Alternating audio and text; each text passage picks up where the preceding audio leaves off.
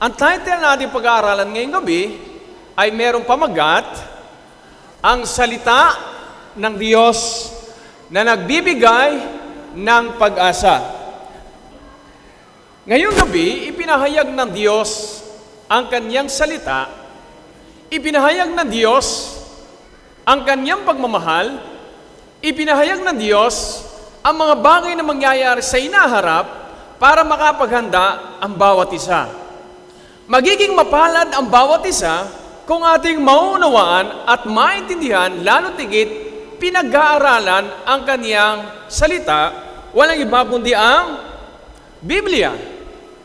Kaya nga, kung ating bubuksan at pag-aaralan ang salita ng Diyos, ating makikita ang isang malaking pag-asa na inialok ng Diyos para sa lahat. Tunghayan natin kung ano ang sinasabi ng Diyos sa aklat ng Revelation, chapter 1, 1 hanggang 3. Okay. Ang sabi ng talata, ito ang pahayag ni Jesucristo na ibinigay ng Diyos sa Kanya upang ipakita sa Kanyang mga alipin kung anong mga bagay ang malapit ng mangyari. O di ba napakabuti ng Panginoon? Napakabuti ng Diyos. Ang mga bagay na mangyayari sa inaharap, Kanyang ipinakita, Kanyang ipinahayag sa Kanyang anak, walang iba kundi ang ating mahal na Panginoon. Ipinahayag naman ng Panginoon ang mga bagay na mangyayari sa inaharap sa Kanyang alipin na si Juan. Si Juan naman, ang Kanyang ginawa ay Kanyang itinala sa aklat ng Apokalipsis, sa aklat ng Biblia, para lamang makita natin, mabasa natin, mapag-aralan natin ang mga bagay na mangyayari sa inaharap para tayo makapaganda at magkaroon tayo ng isang pag-asa na ang pag-asang ito na inialok ng Diyos para sa atin, ito yung buhay na walang hanggan. Ang kaloob na buhay na walang hanggan na ibinibigay ng Diyos ay libre para sa lahat. Ang kailangan lamang natin gawin ay tanggapin. At sa ating pagtanggap, mga kapatid, mga kaibigan, mayroong mga bagay na ninanais ang Diyos para tayo mamuhay na mayroong kabanalan. Kaya nga ang pahayag, ibinigay ng Diyos sa Kanyang anak, ang ating mahal na Panginoon, sapagkat mahal tayo ng Diyos, mahal tayo ng Panginoon, ipinahayag din ito kanino? Kay John, para ating malaman ang mga bagay na malapit nang mangyari, para makapaganda tayo na nagbabasa at nag-aaral ng Kaniyang banal na salita. Patuloy, ang sabi pa ng Biblia, anuman ang nakita ni Juan, pinatotohanan niya ang salita ng Diyos at ang patotoo tungkol kay Jesus. Pinatotohanan ito ni Juan sapagkat ito'y nakita niya, nakita ang mga bagay na mangyayari sa inaharap na ipinakita ng Diyos, kaya nga pinatotohanan niya ito. Kanino? Patungkol sa ating mahal na Panginoon. Ang magandang plano at panukala ng ating mahal na Panginoon para sa inyo at para sa akin ay ipinakita na ito para tayo ay makapaghanda. Ano pa ang sabi ng Biblia? Verse 3, kaya nga pinagpala o mapalad, maswerte siya na, anong kasunod? Ano po? Bumabasa at sila na nakikinig sa mga salita ng pahayag at tumutupad sa mga bagay na nasusulat saan? Nasusulat dito sapagkat inihahayag kung ano at sino at anong kayang gawin ng ating mahal na Panginoon kapag tayo'y nag-aral at nagbasa ng Kanyang banal na salita. Napakahalaga na ating buklatin, pag-aralan, basahin ang salita ng Diyos na magbibigay sa atin ng pag-asa para ating makita ang isang Kristo o ang isang Panginoon na nag-aalok ng kaligtasan sa bawat isa. Kaya nga sabi ng Biblia, mapalad tayo, pinagpala tayo. Kung ating pong babasahin, pakikinggan, lalo tigit, gawin, tuparin kung ano ang sinasabi ng Biblia. Ang nakakalungkot lamang sa ating buhay kapag tayo nagbuklat ng Biblia, At pag tayo nagbasa at tayo nag-aral, tinuturuan natin ang Biblia kung anong dapat natin gawin. Hindi natin siya sinusunod. Ang ginagawa natin ay tinuturuan natin siya para ang mga bagay na gusto natin gawin, ang siya natin gagawin. Hindi natin ginagawa kung ano sinasabi ng Biblia. Kaya nga hindi tayo magiging mapalad, ang sabi nga ni si Brother Bautista, kung tayo ay nagbabasa lang at nakikinig. Hindi natin ginagawa kung ano yung sinasabi, nababasa at nakikinig natin, hindi natin isina sa kabuhayan. Kaya nga hindi tayo magiging pinagpala o hindi tayo magiging mapalad sapagkat ang sabi ng Biblia, ang sabi ng pahayag na inihayag ng Diyos sa kanyang anak na si Jesucristo, na ito naman ay sinulat ni John, magiging pinagpala tayo, magiging mapalad tayo kung tayo nagbabasa, nag-aaral, nakikinig at lalo tigit tinutupad kung ano ang sinasabi ng Biblia. Kaya nga ang isang malaking pag-asa para sa atin sa kinabukasan ay ang inialok na pag-asa ng Diyos. Walang iba kundi ang buhay na walang hanggan. Masusumpungan natin ito kapag binuksan natin ang Biblia at ating nakita ang kabutihan at ang nagliligtas na biyaya ng ating mahal na Panginoon. Ang Biblia mula doon sa Genesis hanggang doon sa Revelation, ipinapahayag ang ating mahal na Panginoong Jesus. Kaya kung gusto nyo maging mapalad, kinakailangan tayo magbasa, kabataan, makinig, kabataan, gawin kung anong sinasabi ng Biblia. Napakahalaga nito mga magulang. Dapat nating ituro sa ating mga anak na mahalaga na magbuklat at magbasa, mag-aral ng Biblia, sapagat ito magiging panuntunan natin sa ating mga buhay. Kung gusto nating bumuti ang ating mga anak, kung gusto nating maging mabait ang ating mga anak, kung gusto nating maging masunurin ang ating mga anak, ibigay natin ang Biblia sa kanila, pag-aralan nila, basahin nila, tiyak, lalaki silang may takot sa ating mahal na Panginoon. Ang tanong ngayong gabi, ano ang magiging bunga ng pagbabasa natin ng Biblia? Noong isang gabi, ano magiging bunga kung tayo magiging masunurin sa Diyos? Mararanasan natin ang kapayapaan? Tatanggapin natin ang dakilang pag-ibig ng Diyos? Magkakaroon tayo ng pag-asa mula sa dilim tungo sa liwanag, mula sa kasalanan tungo sa katotohanan, mula sa kamatayan tungo sa buhay, kung tayo susunod sa ating mahal na Diyos. Subalit, kung hiwalay tayo sa Diyos, hindi tayo susunod sa Kanya, ano magiging bunga natin na pag-aralan kagabi? Takot, kabalisahan, damdaming makasalanan, kalungkutan, lalo tigit ng kamatayan. Subalit purihin ng Diyos na nag-aalok ng kaligtasan sa atin, nag-aalok ng libreng ligtas sa atin, libreng kaligtasan sa atin. Kung ito'y tatanggapin natin, mapapasa atin ang kaligtasan ito. Kaya ngayong gabi, ano magiging bunga kung tayo'y magbabasa, mag-aaral, makikinig at tutupad ng salita ng Diyos? Kabataan, tandaan ninyo ito. Sapagat ang kabataan, ang kanilang kaisipan ay napopokus sa sanlibutan. Ang mga kabataan ay madali ngayong mahok sa mga bagay na inialok ng sanlibutan para lamang ang kanilang kaisipan ay huwag mabaling sa Biblia. At kapag hindi nabaling sa Biblia ang kanilang kaisipan, tiyak mapapariwara ang ating mga anak. Ang aming mga anak ay hindi riligtas sa ganitong karanasan. Bakit? Sapagkat ang environment, ang ating paligid, tunay na nag-aanyaya nga, inihila tayo palayo sa ating mahal na Panginoon. Pero ang sikreto, kaibigan, kapatid, kung ating pagkaaralan at babasahin ang salita ng Diyos, mapapalapit tayo sa ating Panginoon, makikilala natin siyang lubusan. Ano ang bunga kung tayo magbabasa ng kanyang banal na salita? Una mga kapatid, ang sabi diyan, mababago tayo mula sa buhay na makasalanan tungo sa buhay na mayroong kabanalan. Ito ang mahalaga sa ating buhay, mga kapatid. Ang pag-aaral at pagbabasa ng Biblia, magbubunga ito ng buhay na mayroong kabanalan, sapagkat ang ating buhay ay buhay galing sa kasalanan, ginagawa ang kasalanan, nakalugmok sa kasalanan, hindi natin alam ang mga bagay na ginagawa natin, na iniisip natin yun ang tama. Pero kung titignan natin ang pamantayan ng Diyos, malayong malayo tayo sa Kanya. Ang madalas na ginagawa natin, tinitignan natin ang ating sarili, ikinukumpara natin ang ating sarili sa ating kapwa-tao. Kaya nga nakikita natin ang ating sarili na parabagang hindi makasalanan, hindi nagkakasala. Subalit ang sabi ng Biblia, tayong lahat ay makasalanan.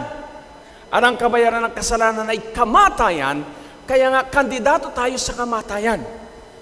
Pero kung malalaman natin ang katotohanan na sa kabila ng kamatayan mayroong pag-asa, hindi tayo matatakot kailanman, sapagkat ang Diyos ay nagalok sa atin ng buhay para makasama natin siya doon sa langit na bayan. Kaya nga sabi ng Biblia, kung ating babasahin, pag-aaralan ang Kanyang salita, mababago tayo mula sa buhay na makasalanan tungo sa buhay na mayroong kabanalan. Ano ang sinasabi ng Biblia?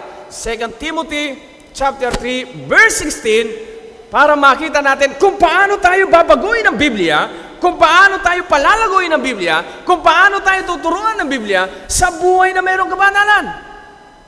Ang aklat na ito, ang siya lamang aklat na kapag binasa natin, tinuturuan tayo, ginagabayan tayo, pinapatnubayan tayo, binabago tayo ng Bibliang ito. Ang sabi ng aklat ng 2 Timothy chapter 3 verse 16, ang mga ito ay mapapakinabangan. Saan? Sa pagtuturo, sa pagsaway, sa pagtutuwid, sa pagsasanay sa katwiran. Ang Biblia ay malinaw sa lahat ng mga kasagutan, mga tanong natin sa buhay. Paano ko kaya mapapalaking mabait ang aking anak? Basahin natin ang Biblia. Paano ko kaya mapapasunod ang aking anak? Basahin natin ang Biblia. Paano kaya ako mababago? Basahin natin ang Biblia, sapagkat sa oras na binasa natin ang Biblia, ituturo tayo kanino? Ituturo tayo kay Jesus, na siyang pag-asa natin para tayo'y mabago. Kaya pala, ang sabi ni John, mapalad tayo na nagbabasa, nakikinig at tumutupad ng salita ng Diyos, sapagkat mababago tayo mula sa buhay may kasalanan tungo sa buhay na mayroong kabanalan, sapagkat ang Biblia ay nagtuturo sa atin para tayo sawayin sa mga bagay na ginagawa nating hindi kaaya-aya sa harapan ng Diyos. Tinuturuan tayo ng Biblia sa pagtutuwid ng mga bagay na ginagawa nating baluktot. Tinuturuan tayo ng Biblia upang tayo sanayin sa buhay na may katwiran. Sinasanay tayo ng Biblia sa ganong pamumuhay para makita ang liwanag ng Diyos sa ating mga buhay. Pangalawa, ano magiging bunga kung tayo'y babasa, mag-aaral, makikinig at tutupad ng salita ng Diyos? Hindi lamang tayo mababago sa ating buhay mula sa buhay makasalanan tungo sa buhay na may kabanalan. Pangalawa, ang sabi diyan, magkakaroon tayo ng pag-asa sa buhay. Oo, mga kapatid, mga kaibigan, tila baga wala na tayong pag-asa sa mundong ito. Tila baga tayo nakalugmok na sa kasalanan, hindi na tayo makakahango, parang wala tayong pag-asa. Oh kapatid, ngayong gabi, kaibigan, magkakaroon kayo ng ibayong pag-asa kung atin lamang ibibigay ang ating sarili sa Diyos at magbabasa, pag-aaralan natin ang Kanyang banal na salita. Kaya nga sabi dyan, magkakaroon tayo ng pag-asa sa buhay. Anong pag-asa ito? Tingnan natin kung ano sinasabi ng Bibliang malinaw. Roma chapter 15 verse 4. Ano ang kanyang sinasabi? Ito ay sapagkat ang anumang bagay na isinulat noong una pa ay isinulat para sa ikatututo natin upang magkaroon tayo ng pag-asa sa pamamagitan ng pagtitiis at pagpapalakas loob na mula sa kasulatan. Ang pag-asang ito ay ibibigay ng Diyos kung mataman tayo nag-aaral ng Kanyang banal na salita. Pag-asang inialok ng Diyos para sa lahat, sa mga taong iniisip nilang wala ng pag-asa. Pag-asang inialok ng Diyos sa atin na napalayo sa Kanya. Pag-asang ibinibigay ng Diyos para sa atin na nagkasala para tayo Kanyang patawarin. inialok ng Diyos ang pag-asang ito upang tayo ay manatili sa Kanyang mapagpalang kamay. Kapatid, kaibigan, mapalad tayo, higit tayong mapalad at tutupad sa Kanyang salita. Hindi lamang mababago ang ating buhay, magkakaroon tayo ng pag-asa.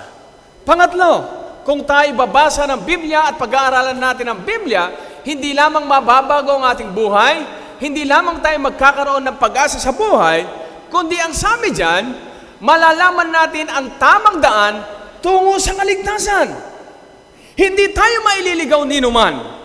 Hindi tayo kayang bulagin ng sinuman. Kung ating babasahin, pag-aaralan ang Kanyang banal na salita, ang sabi dyan, malalaman natin ang tamang daan tungo sa kaligtasan. Na ang tamang daan na ito'y papunta lamang sa Panginoon. Ang sabi niya, ako ang daan, katotohanan at buhay. Sino man ay hindi makaparoroon sa Ama, liban sa akin. Kaya nga ang Biblia, inihayag niya sino? Si Jesus. Si Jesus na naggalok ng pag-asa. Si Jesus na tumubos sa atin. Si Jesus na nagbigay ng buhay sa atin para lamang tayo maibalik sa ating Ama. Kaya nga, mayroong pag-asa kapag tayo'y nagbuklat, nagbasa, at naggaral ng Kanyang banal na salita.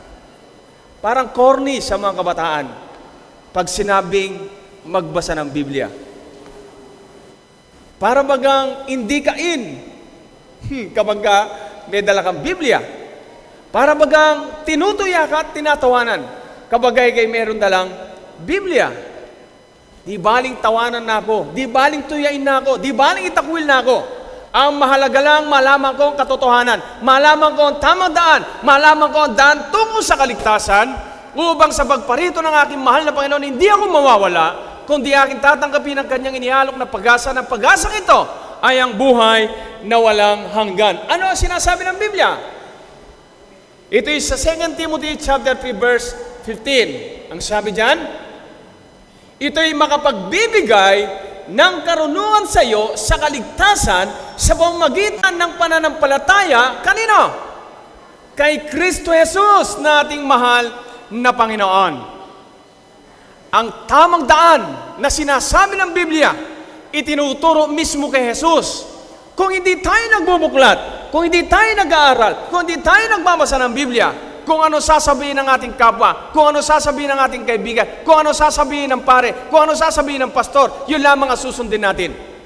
Kaya nga, ang Seventh-day Adventist, tinuturuan ang lahat ng mga kaanib na magbasa, mag-aral ng salita ng Diyos sapagat ang kaligtasan ay individual. Hindi ko hawak ang inyong kaligtasan. Hindi rin hawak ni pastor ang inyong kaligtasan. Hindi rin hawak ng mga nagsama sa inyo dito ang inyong kaligtasan. Ang kaligtasan ay individual. Kung atin lamang malalaman ang katotohanan sa pamamagitan ng Biblia, tiyak ang kaligtasan ay mapapa sa atin. Kaya nga ang sabi diyan, hindi lamang mababago ang ating buhay, kundi magkakaroon tayo ng pag-asa at makikita natin ang tamang daan tungo sa ating mahal na Panginoon. At ang pangapat ang sabi diyan, kung tayo'y babasa at mag-aaral ng salita ng Diyos, makikilala natin si Jesus na ating tagapagligtas. Wow, kapatid, kaibigan, makikilala nating lubos ang ating tagapagligtas. Makikilala nating lubos si Kristo na naggalay ng Kanyang buhay. Makikilala nating lubos ang ating Panginoon na namamagitan sa atin at sa Ama. Makikilala nating lubos ang ating Panginoon na kung saan siyang umibig sa atin para lamang tayo muling maibalik sa Kanyang dating wangis, sa Kanyang dating karakter, sapagat ang karakter na ito'y nawala. Kapatid, ito ang mga bagay na ating matututunan at malalaman kapag ating pinag-aralan ang Biblia. Mula sa buhay makasalanan tungo sa buhay na may kabanalan. Magkakaroon tayo ng pag-asa sa buhay at malalaman natin ang tamang daan tungo sa kaligtasan. At ang pinakalundo ay makikilala natin si Jesus na ating tagapagligtas. Ang sabi ng Biblia, John chapter 5 verse 39. ang mga kasulatan o ang Biblia o ang pahayag, siyang nagpapatotoo tungkol sa akin. Kung ang Biblia ang nagpapatotoo kay Jesus, kailangan pala nating basahin para makilala natin siya. Kaya pala tama ang sinasabi ng Biblia. Ang banal na aklat na ito ang siyang nagpapakilala sa ating mahal na Panginoon. Kaya nga, mga kapatid, mga kaibigan, ano ba ang sinasabi ng Biblia tungkol kay Jesus at ano ang kaya niyang gawin? Ano ang sinasabi ng Biblia tungkol kay Jesus at ano ang kaya niyang gawin para sa inyo at para sa akin para lamang magkaroon tayo ng pag-asa? Okay, mga kapatid, mga kaibigan, isa-isay natin. Ang sabi ng Biblia, siya ang ating dakilang manunubos. Ang Biblia ay naghahayag ng isang katotohanan. Ang lahat ng umiibig sa Kanya, ang lahat ng mananampalataya sa Kanya, ang sabi niya ay magkakaroon ng buhay. Hindi mapapahamak, kundi magkakaroon ng buhay na wala hanggan, ang sabi ng Biblia. Kaya pala, magiging mapalad tayo. Kung ating pag-aaralan ng Biblia, malalaman natin na si Jesus ang siyang dakilang manunubos ng bawat isa. Anong sinasabi pa ng Biblia? Si Jesus, siya ang ating Diyos na nagpapatawad sa ating mga kasalanan.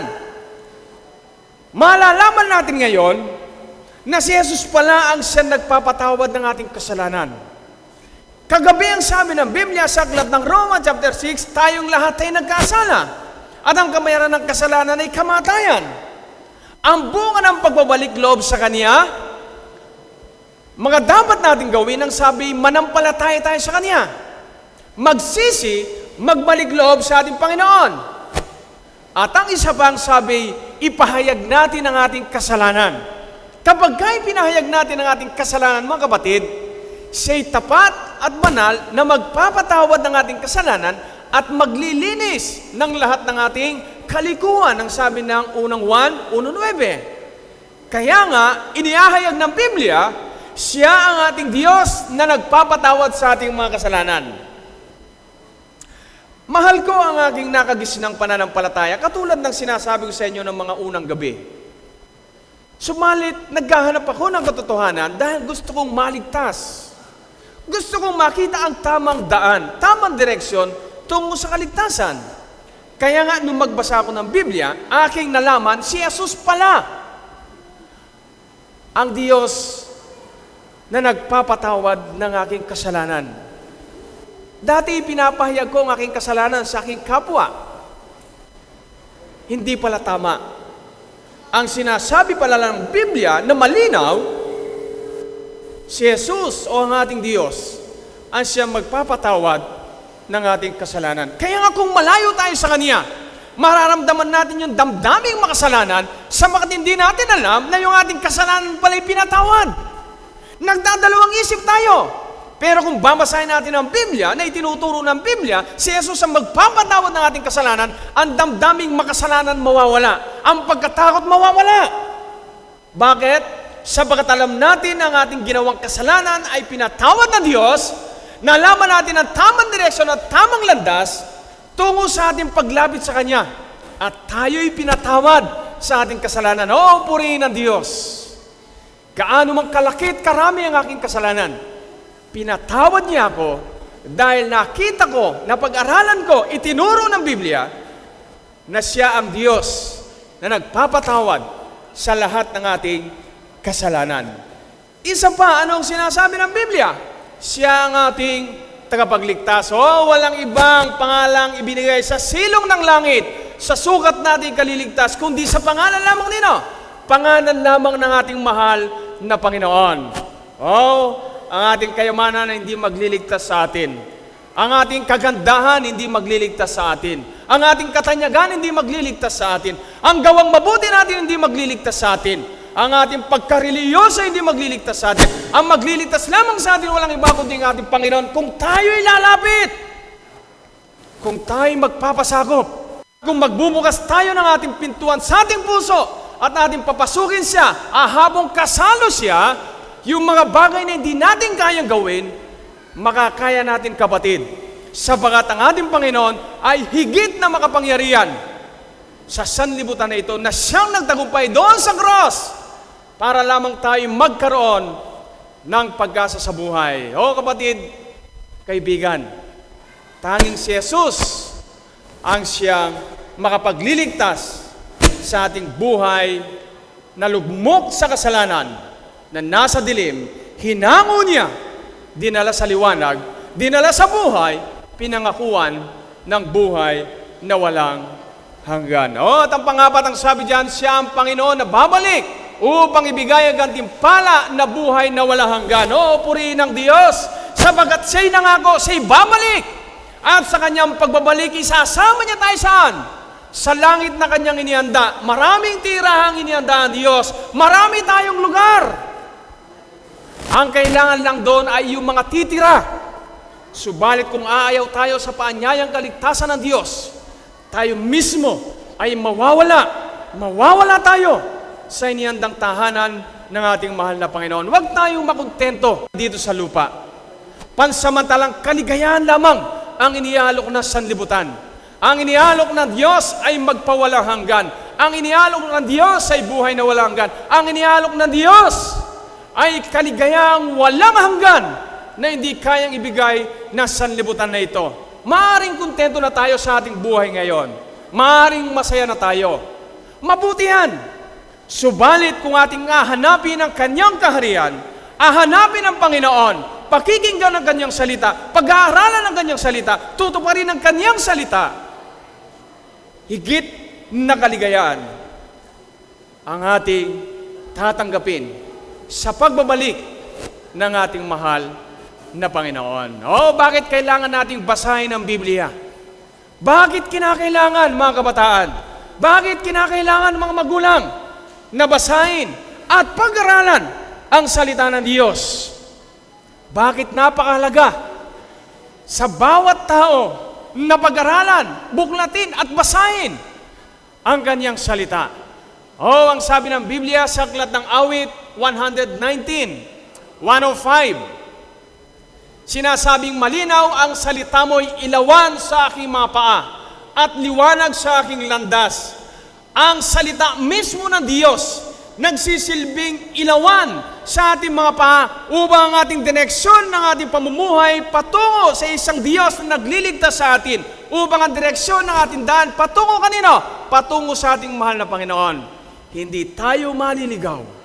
Hindi kailanman tayo mapapahamak. Dahil merong ilawan ng ating paa at ang ilawan na ito ay ang kanyang salita na nagbibigay tiyak sa atin upang tayo'y maligtas. Hindi lamang ilawan, kundi liwanag sa landas na ating tinatahak. Liwanag na kung saan ito nagsisilbing gabay. Patungo kanino? Patungo sa ating mahal na Panginoon na siya nag-aantay sa atin para makasama siya magpawalang hanggan. Ang sabi doon sa prodigal son, nung magbalik ang kanyang anak, ang ama ay tuwang-tuwa sapagkat bumalik ang kaniyang anak. Nag-aantay ang Diyos, kapatid. Kaibigan, nag-aantay ang Panginoon. Ang sabi ng Biblia, liwanag ito sa ating mga paa, tanglaw sa ating landas, para makita nating malinaw ang ating tagapagligtas sa dako paraon na nag-aantay upang salubungin natin siya at magkaroon tayo ng pag-asa. Mahalaga ang pag-aaral, pagbabasa ng salita ng Diyos, sapagat tatanglawan tayo ng Biblia. Paano ba naisulat ang Biblia? Para ako'y maniwala. Sinasabi natin, sinulat lamang ng tao yan. Madalas sinasabi natin, gawa lamang ng tao yan. Minsan sinasabi natin, lipas na yan, hindi na dapat paniwalaan. Paano nga ba naisulat ang Biblia? Para paniwalaan natin na ito nga ang nagbibigay buhay at nagbibigay pag-asa sa atin. Ano ang sinasabi mismo ng Biblia? Sa ikalawang sulat ni Pedro, chapter 1, verse 21. Ano ang sinasabi? Ang sabi diyan, Ito ay sapagkat ang mga pahayag ay hindi dumating sa pamamagitan ng kalooban ng tao. Ang salita mismo na naisulat dito ay hindi nanggaling sa kalooban ng tao bagamat sila'y sumulat. Pero hindi sa kanilang sariling kalooban, hindi sa kanilang sariling karunungan na nagmula kung bakit naisulat ang Biblia. Paano siya naisulat? Ang sabi diyan, ngunit nagsalita ang mga banal na tao ng Diyos nang sila ay gabayan ng banal na Espiritu. Ang banal na Espiritu ay isang persona ng kadyosan na ang kanyang tanging misyon ay iligtas ang isang taong nawaglit.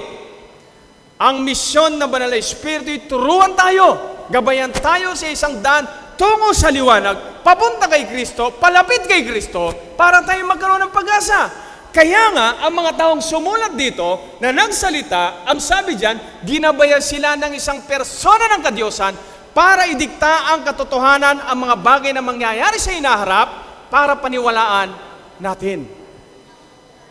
Kaya nga, ang Biblia ay naisulat para makita natin ang isang malaking pag-asa. Ang sabi ng Biblia, mga kapatid, mga kaibigan, ito'y naisulat sa pamamagitan ng paggabay ng banal na Espiritu. Ang mga lingkod at mga tao ng Diyos na sumulat, merong magsasaka, merong mangingisda, merong tax collector, may doktor. Lahat ng iyan ay ginamit ng Diyos sa pamamagitan ng paggabay ng banal na Espiritu para maisulat ang isang katotohanan patungkol sa Panginoon at magkaroon tayo ng pag-asa sa buhay kung tayo lamang ay magbabasa, makikinig, at tutupad sa mga salita ng Diyos. Ano pa? Hanggang kailan mananatili ang salita ng Diyos? Hanggang kailan mananatili ang Biblia? Hanggang kailan mananatili ang katotohanan sinasabi ng Biblia? Ang sabi ng Matthew 24 verse 35, ang langit at ang lupa ay lilipas, ngunit kailanman ay hindi lilipas ang aking mga salita. Mabigat ito, kaibigan. Mawala na ang lahat, subalit ang salita ng Diyos ay mananatili magpakailan-kailan pa man, sapagat ito lamang ang tanging pag-asa. Kapag ito ang nailagak natin sa ating puso't kaisipan at parati natin pinag-aralan at binasa, mawala man ito, ang katotohanan ay hindi mawawala sa ating puso, sapagat ito isusulat mismo ng Diyos sa ating mga puso upang hindi natin makalimutan. Bakit? Sapagat ito lamang ang magbibigay daan para makita natin ang katotohanan. Ito lamang ang daan patungo kay Jesus. Ito lamang ang daan tungo sa kaligtasan. Ito lamang ang daan na pwede natin panghawakan para tayo ay maligtas sa ating buhay makasalanan. Kung tayo magbabasa, ating magiging pakinabang mula sa buhay makasalanan tungo sa buhay na may kabanalan. Kung tayo magbabasa ng Biblia, mga kabataan, magkakaroon tayo ng pag-asa. Kung tayo magbabasa ng Biblia, malalaman natin ang katotohanan, ang tamang daan ng kaligtasan. At kung tayo magbabasa ng Biblia, makikilala natin kung sino si Jesus, anong kaya niyang gawin, saan tayo dadalhin, anong plano ni Jesus para sa atin. At kapag nalaman natin iyon, wow kapatid, kaibigan, merong pag-asa. Na ang pag-asang ito, sa ikalaong pagparito ng Panginoon, tatanggapin natin ang buhay na walang hanggan, na malaon ng binibigay ng Diyos para sa lahat. Subalit, pinatitigas natin ang ating puso at nagwawalang baala. Paano ko maintindihan ang Biblia? Masisiraan ako ng ulo niyan. Hindi ko maintindihan. Kaya ko bang unawain yan? Kaya ko bang intindihin yan? Hindi ako masyado nag-aral. Kung walang magpapaliwanag sa akin, hindi ko siya maintindihan. Ang Diyos ay napakabuti. Hindi sinulat ang Biblia para hindi natin maintindihan. Hindi ginawa ang Biblia para tayo'y malito. Hindi ginawa ang Biblia para lamang hindi natin siya maunawaan. O ano sinasabi ng Diyos? Sa aklat na John chapter 16 verse 13, ito ang sikreto, para ating maunawaan at ating maintindihan ang Biblia kapag atin siyang binasa at pinag-aralan. Ang sabi diyan mga kapatid, mga kaibigan, gayon man sa pagdating ng Espiritu ng katotohanan. Sino yung Espiritu ng katotohanan? Ang banal na Espiritu na gumabay sa mga tao na ginamit ng Diyos para maisulat ng Biblia, siya rin ang banal na Espiritu na siyang papatnubay sa atin sa lahat ng katotohanan, siya rin ang magtuturo sa atin at magpapaaninaw ng katotohanan, sabagat siya ang isang persona ng kadyosan na ang kanyang misyon ay turuan tayo, ibalik tayo kay Jesus at tayo ibalik sa tamang daan. Maintindihan natin ang Biblia sa tulong ng banal na Espiritu. Kaya nga sa tuwing tayo'y nananalangin, inihiling natin ang paggabay ng banal na Espiritu. Kaya mapalad ang bawat isa, malayang nakakapagbasa at nakakapag-aral ng kanyang banal na salita. Hindi itinatago ang Biblia. Ito'y kailangang basahin. Hindi rin ipinagbabawal basahin ang Biblia, kundi ito'y itinuturo pa na dapat ito'y basahin, pag-aralan ng Biblia para makita natin ang katotohanan. Tayong lahat ay may karapatan na mag-aral at magbasa ng Biblia. Tayong lahat ibinaintulutan ng Diyos na mag-aral ng salita ng Diyos. At ating mauunawaan siya sa paggabay ng Espiritu ng Diyos, ang isang persona ng kadyosan, ang banal na Espiritu. Kaya maintindihan natin, maunawaan natin ang Biblia. Bakit napakahalaga nito sa ating buhay? Bakit napakahalaga ng Biblia sa ating buhay? Higit pa sa kayamanan na ating taglay. Ganon kahalaga ang Biblia. Bakit siya mahalaga? Ang sabi ng John chapter 17 verse 17, pakabanalin mo sila sa katotohanan. Ang iyong salita ay katotohanan. Kaya pala napakahalaga ng Biblia sapagkat ito lamang ang katotohanan na hindi kayang pasinungalingan. Kaya nga sa lahat ng mga korte, sila'y pinapanumpa saan? Sa Biblia. Bakit? Sabagat alam nila na ito lamang ang katotohanan, wala nang iba. Ito lamang ang katotohanan, kaya mahalaga ito sa ating buhay na ating pag-aaralan. Kapatid, kaibigan, kahit matagal na tayo sa pananampalataya, basahin pa rin natin ang Biblia. Tayo ng mga bago, mag-aral tayo ng salita ng Diyos. Dahil ito'y mahalaga para sa ating kaligtasan. Alam ba ninyo na kapag nagbasa tayo ng Biblia at nag-aral ng Biblia, maaari tayong mamuhay ng masagana sa darating na panahon ng kahirapan? Bakit?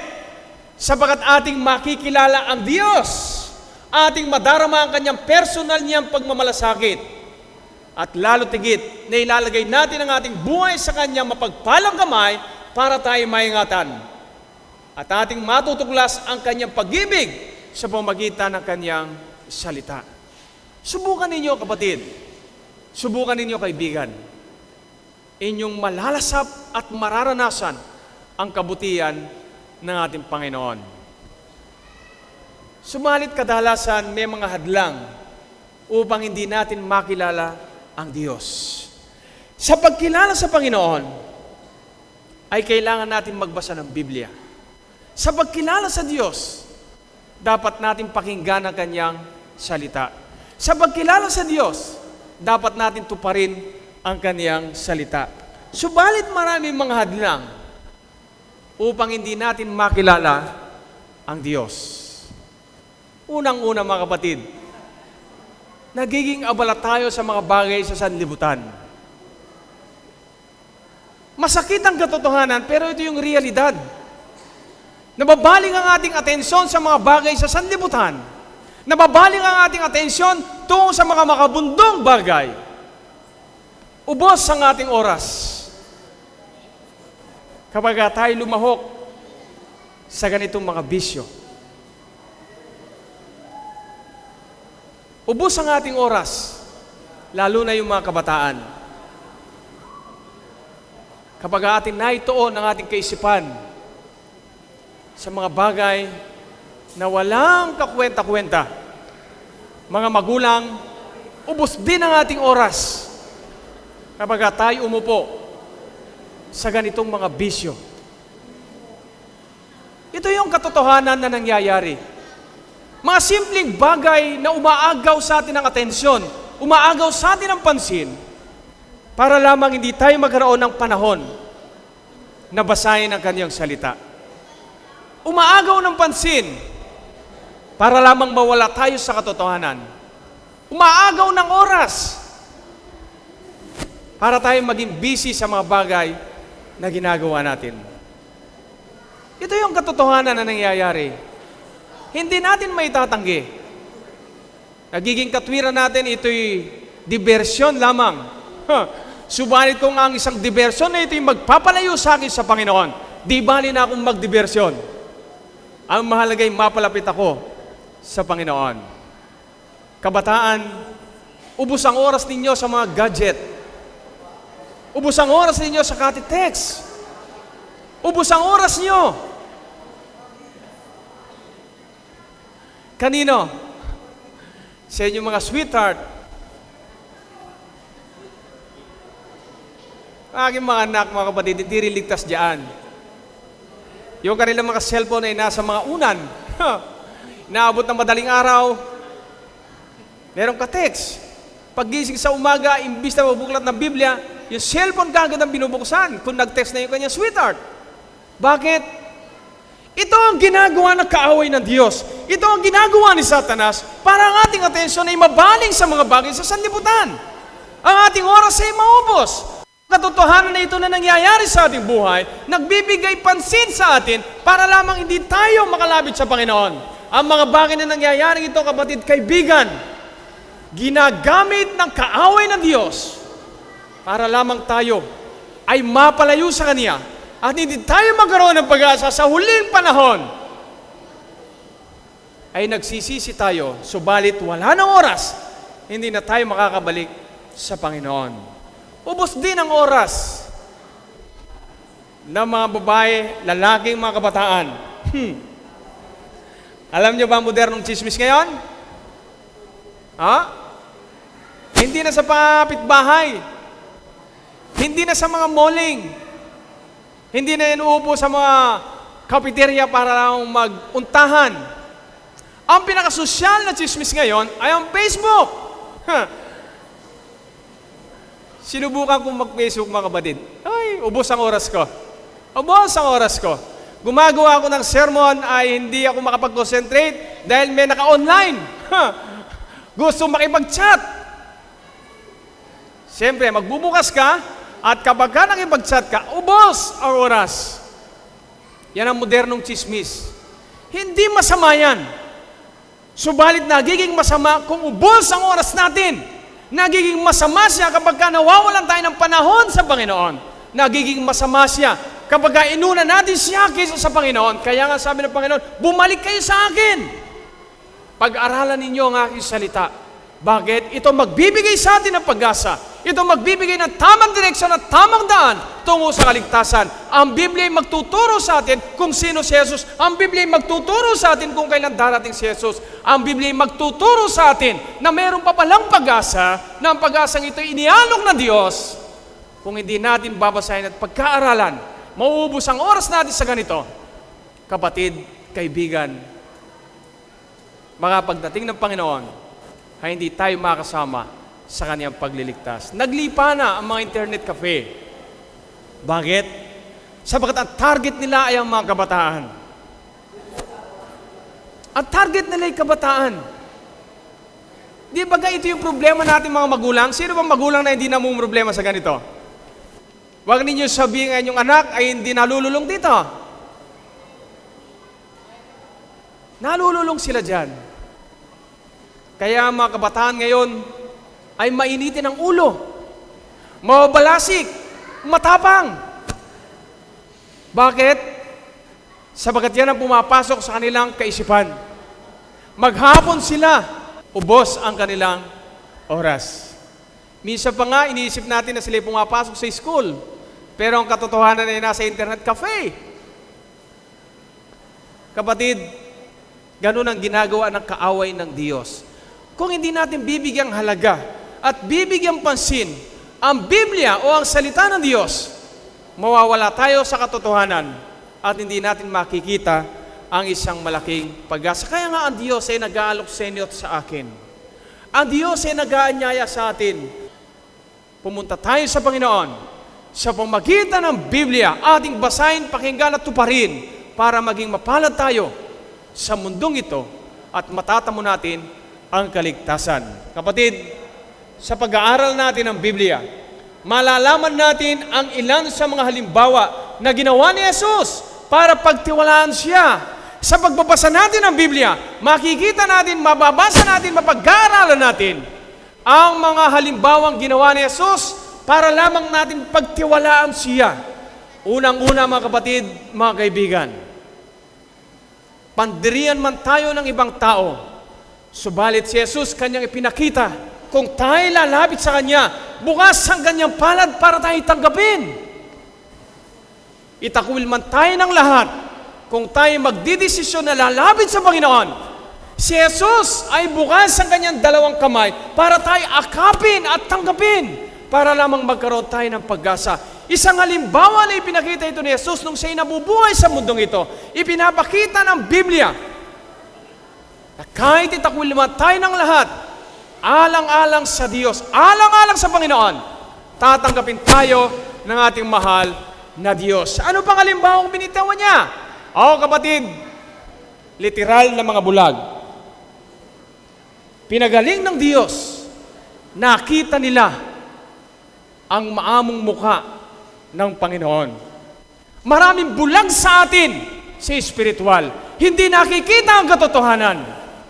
Kaya tayong pagalingin ni Jesus para lamang makita natin ang katotohanan na siya pala ang pag-asa nating lahat tungo sa buhay na walang hanggan. Makasalanan man tayo katulad ni Zacchaeus. Nahuli man tayo sa akto ng paggawa ng kasalanan, patatawarin pa rin tayo ni Jesus at bibigyan ng pag-asa sa buhay na ito. Huwag nating na ang kasalanan ay maghari sa atin. Lumapit tayo sa Panginoon. Ang Panginoon na mapagpatawad, patatawarin tayo sa lahat ng ating kasalanan. Balisa na ba tayo mga kapatid? Hindi ba tayo mapagkatulog? Wala ba tayong kapayapaan sa ating puso? May problema ba tayong dala-dala? Kapatid, sabi ng Biblia, makipagkilala ka sa Kanya at ikaw ay mapapayapa. Bakit hindi tayo makipagkilala kay Jesus? Sa pamagitan ng Kanyang salita. Kaibigan, ngayong gabi, kung tayo lamang ay makikipagkilala sa ating mahal na Panginoon, sa pamagitan ng Kaniyang salita, makikilala natin kung sino si Jesus. Malalaman natin ang katotohanan. Kung makikipagkilala lamang tayo kay Jesus, ang langit ay handa para sa inyo at para sa akin.